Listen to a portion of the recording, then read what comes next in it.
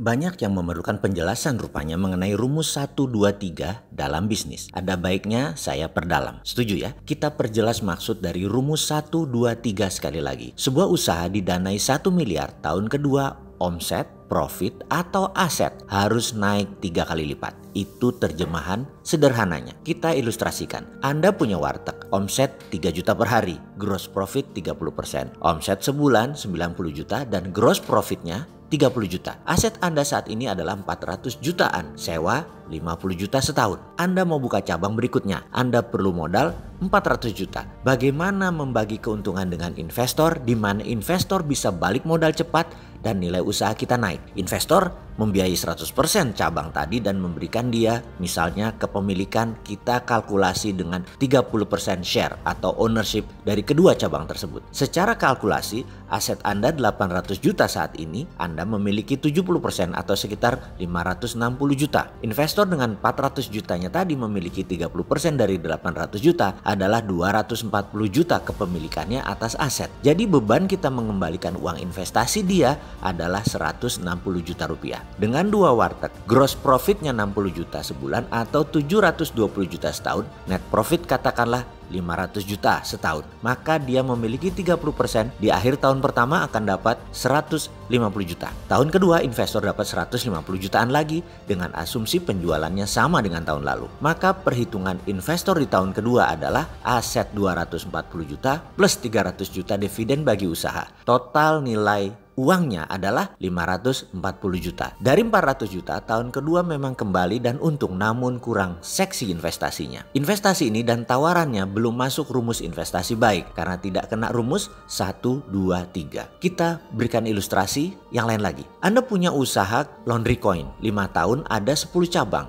Aset per cabang kira-kira 300 jutaan dengan rata-rata sewa 50 juta setahun. Anda menawarkan kepada investor bagaimana caranya dalam 2 tahun ke depan bisa punya 50 cabang baru. Beli mesin satuan yang heavy duty, mesin laundry plus pengering senilai 40 jutaan. Namun membeli 100 unit hanya 30 jutaan per mesinnya. Tiap cabang perlu 4 mesin laundry coin.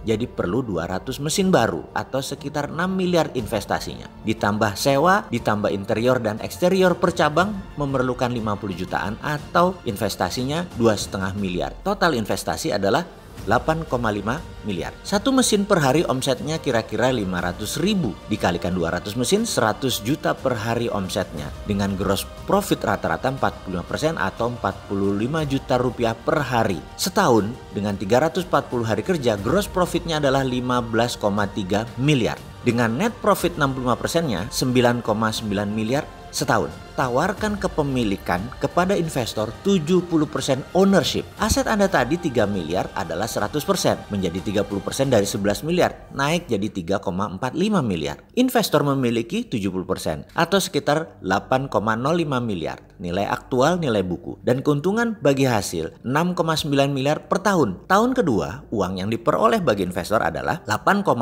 miliar plus 13,9 sekitar 22 miliaran nilai kembaliannya dalam waktu 2 tahun. Masuk 8,5 miliar, tahun kedua jadi 22 miliar. Hampir 3 kali. Ini lebih baik sedikit dari warteg tadi.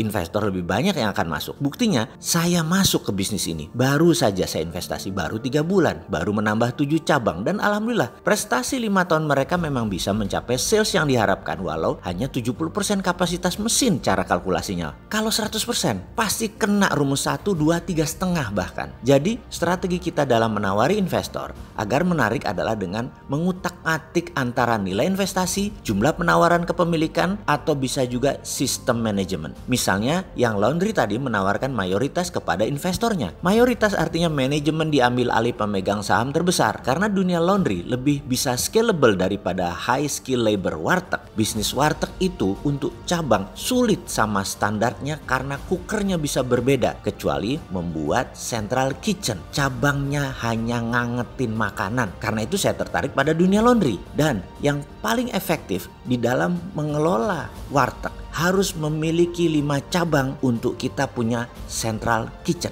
di bawah 5 cabang tidak cocok central kitchen, kemahalan. Dan sahabat semua, saya kasih PR sekarang. Percayakah Anda bahwa bisnis warteg dikelola central kitchen, shareholder membiayai semua 4 cabang, tidak dihitung cabang utama yang pertama ya. Mereka investor tetap minoritas, namun bisa masuk rumus tahun kedua 3 kali omset plus aset bagi investor. Sekarang sahabat semua, coba ambil kertas dan bolpen, hitung strategi ini. Bagaimana caranya bisnis warteg menggunakan central kitchen, shareholder membiayai semua 4 cabang, dan investor tetap minoritas, namun masuk rumus tahun kedua, omsetnya naik 3 kali lipat plus aset. Selamat berhitung.